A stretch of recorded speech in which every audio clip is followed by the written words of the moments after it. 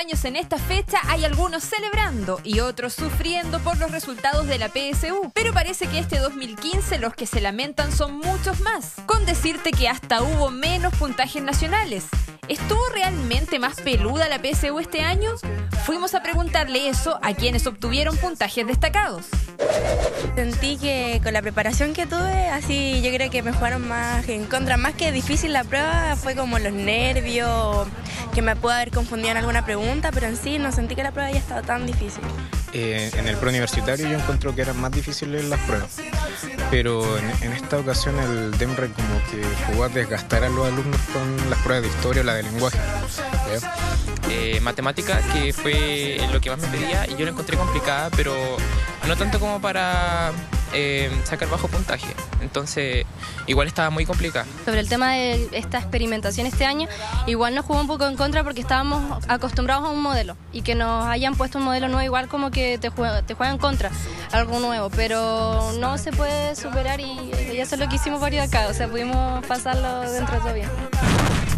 Muchos que esperan convertirse en estudiantes universitarios aseguran que la prueba estuvo más difícil. En lo concreto, hubo una pregunta en el examen de lenguaje que tiene a algunos con pesadillas hasta hoy. Si diste la PSU, te vas a acordar al tiro de la pregunta sobre los hermanos Grimm, aquella donde tenías que ordenar un montón de frases para dar sentido a un texto que criticaba la obra de los creadores de La Caperucita Roja o La Bella Durmiente. ¿Pudiste responderla?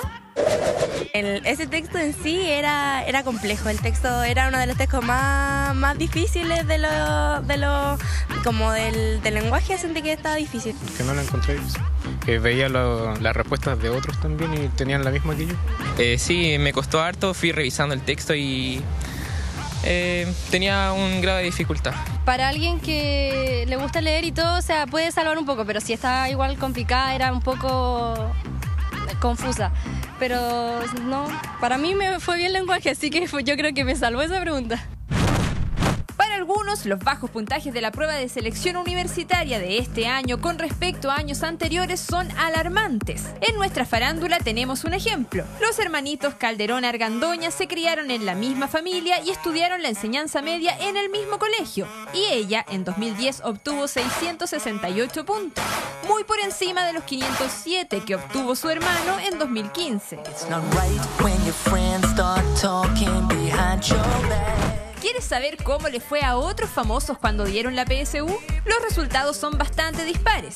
Denise Rosenthal, por ejemplo, en 2009 sacó 553 puntos promedio. En tanto, Constanza Varela en 2011 obtuvo solo 385. Y Cristóbal Romero, el rostro del bloque infantil de Canal 13, ex Chico Perla, sacó en 2012 401 puntos en promedio.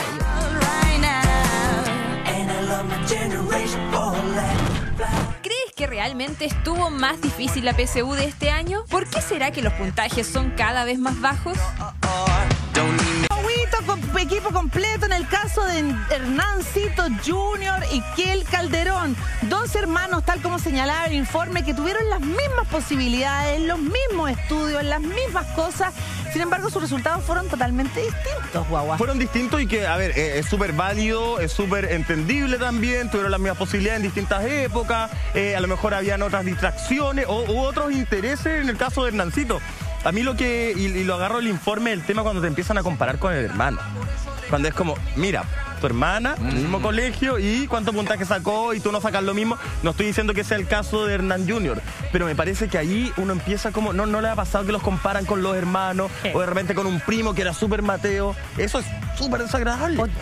Es precisamente lo que dice el GC, ¿no? ¿Te da rabia que tus papás te comparen con tus hermanos? ¿Te pasó a ti, José Miguel, a ti, Camila? Nunca me compararon con mis hermanas, todo lo contrario, todos súper distintos, pero hay algo que es súper fuerte, que es cuando estamos hablando como de rendimiento escolar, cuando los papás toman una decisión que a mí me parece súper como errada, que es como que dejan a un hijo en un colegio mucho mejor que al otro.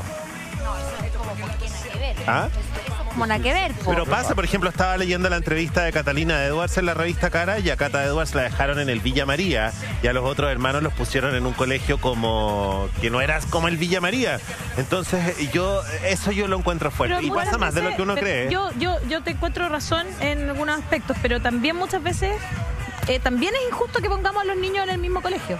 Claro. Porque, por ejemplo, a mí no me pasaba, pero sí dentro del colegio yo sentía que comparaban a mi hermano conmigo porque yo era como ordenada y buena alumna, y él era desordenado y más disperso, por lo tanto no se sacaba tan buenas notas. Entonces, como que eso a él lo marcó para siempre. Quizás habría sido bueno que mis papás buscaran un colegio que a él le acomodara más.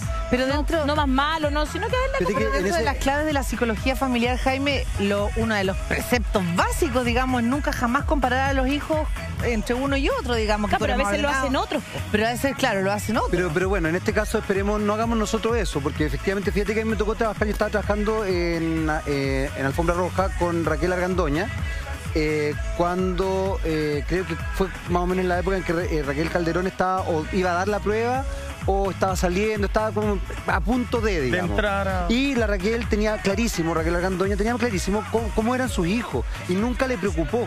Además que hasta ese minuto, las veces que conversamos de esto, espero no estar cometiendo ninguna infidencia, porque creo que también estamos hablando de la vida privada de una persona que no está metido en los medios, que es Hernán Calderón, pero por lo que me transmitía la Raquel, él tenía otros intereses. Y yo creo que también, como tú bien dices, Jenny, uno tiene que conocer a los hijos. Yo insisto, muchas veces los papás tratamos de homogenizar, tratamos de acomodarnos, o sea, de acomodar a los niños a nosotros, y se nos olvida que los niños son individuos que tienen formas de ser distintas, dispares, un poco el ejemplo que acaba de dar la Ale, y ahí uno tiene que ir adecuándose, pero es verlos fundamentalmente. Es que qué bueno que no lo haga Raquel en ese caso, pero en las redes sociales de inmediato la gente era, cuando se filtra el puntaje en Nancito, era como, ¡ay, tu hermana que sacó tanto! O sea, hay una comparación que a lo mejor la amiga en su casa lo han vivido constantemente. Oye, sí, además, que tampoco el puntaje era paupérrimo, a ver, si no eran 300 puntos, tampoco. Más del 51% de los jóvenes sacó menos de 500. O sea, le está sobre la media. Oye, además que tanto, muchas personas que dicen, ¿sabéis que ya voy a rendir antes la Prac YouTube o la PSU ahora? Y pucha, no les fue muy bien y vuelven a estudiar y se preparan nuevamente con un preuniversitario, un intensivo, qué sé yo, y vuelven a rendir la PSU y les va extraordinario. Y sabéis que yo voy a decir una cosa acá, que me encanta la gente que salió un puntaje nacional, que tuvo el desayuno fantástico, los felicito desde ya, me encanta. Pero ¿sabéis qué? Las personas que sacan 500 puntos, 400 puntos, no quiere decir que vayan a ser pésimos profesionales o que les vaya a ir mal en el significa nada. No significa absolutamente nada. Necesito Calderón, me parece que por las capacidades de sus papás puede tener capacidades. En lo que me parece un poco sospechoso es que justo no van a poder acceder a la autoridad. Eso sí, eso es más sospechoso. Tenemos un mensaje de la Feña, quien también nos adjunta una instantánea, una fotografía, y dice: estuvo pelúa. Yo iba con toda la fe, pero cuando vi la de matemáticas, mi cara fue... A ver... Qué genio, Osvaldo, que uno mida su futuro en una prueba que dura 2 días. Eso hay un problema que tiene que ver mucho con la selección, al fin y al cabo, que tenemos que solucionar de alguna forma. Yo creo que más adelante se la tendrá que solucionar. Totalmente de acuerdo una prueba que de repente es muy discriminatoria y toda la cosa. Pero antes que diga algo, quiero hablar sobre los hermanos, porque a mí me pasó que yo también tengo una hermana y yo fui el hermano mayor, y yo creo que yo le hice un favor súper grande a mi hermana porque yo fui súper porro, entonces no tenía la vara tan alta. Cuando ella le tocó estudiar, no tenía que superar tanto, fue más matea que yo. Entonces, hermana, eso es un regalo para ti. Está haciendo lo mismo conmigo. Es mi regalo de Navidad para generosidad, es generosidad. Ahí estamos, no me había fijado. Gracias. Siempre hay que mirar la vida desde la mitad del vaso lleno más que la mitad del vaso vacío, usted lo sabe. José Miguel. A ver, yo igual encuentro que le ponen mucho color en general a la prueba de aptitud. Primero que nada, yo no siento que uno vaya a definir su futuro en la prueba de aptitud. Es como un susto que te mete, no sé quién te lo mete. Pero si yo soy una universidad... Bueno, yo no sé quién te lo mete. Preocúpate, porque eso sí que es un problema. Hay que tratar de saber. Hay que saber, por lo menos. Entonces, lo que quiero decir es que, miren, piénsenlo de esta manera. Yo soy una universidad y voy a impartir una carrera. Yo tengo que tener ciertos requisitos. Sí, claro. Y yo sé, y créanme, a mí no me fue bien en la prueba de aptitud, yo quedé en la lista de espera para entrar a una tradicional. A mí, en el fondo, la educación no me definió para nada, me definió otra educación. Sin embargo, honestamente, yo creo que si tú leíste en el colegio, si tú pusiste atención en matemática, hiciste las guías, si estudiaste historia, si en vez de andar rayando y dibujando los cuadernos pusiste atención, la PSU no es difícil. Lo siento, yo fui capaz de darme cuenta.